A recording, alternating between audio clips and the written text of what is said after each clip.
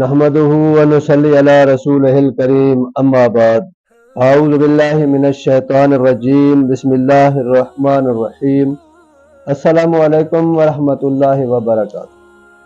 دوستو، آج آپ کو سورۃ قریش کا ایک بہت ہی مجرب عمل بتاؤں گا جو اکثر اکابرین اولیاء اللہ سے چلا آ رہا ہے اور جس کی برکت سے کوئی بھی کتنا بھی بڑا فنکشن ہو، مجمع ہو، تقریب ہو، پرامن طریقے سے اپنی تکمیل کو پہنچے گا اور کھانا بھی کبھی کم نہیں ہوگا۔ اللہ تعالیٰ کھانے میں اتنی برکت ڈال دیں گے کہ وہ کم نہیں ہوگا، یعنی امن و امان بھی ہوگا، کوئی جھگڑا فساد بھی نہیں ہوگا اور کھانا بھی کبھی کم نہیں ہوگا۔ تو آپ جب بھی کوئی اجتماع کریں، کوئی جلسہ کریں، کوئی فنکشن کریں یا کوئی شادی کا فنکشن ہو تو آپ یہ عمل ضرور کیا کریں۔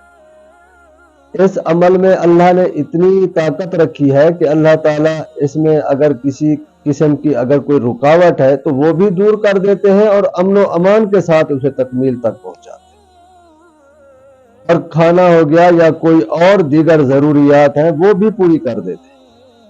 آپ شادی کر رہے ہیں بیٹے یا بیٹی کی یا کوئی فنکشن کر رہے ہیں تو اس وقت خاص طور پر اس کو پڑھیں اور پڑھ کر کھانے پر دم کر دیں۔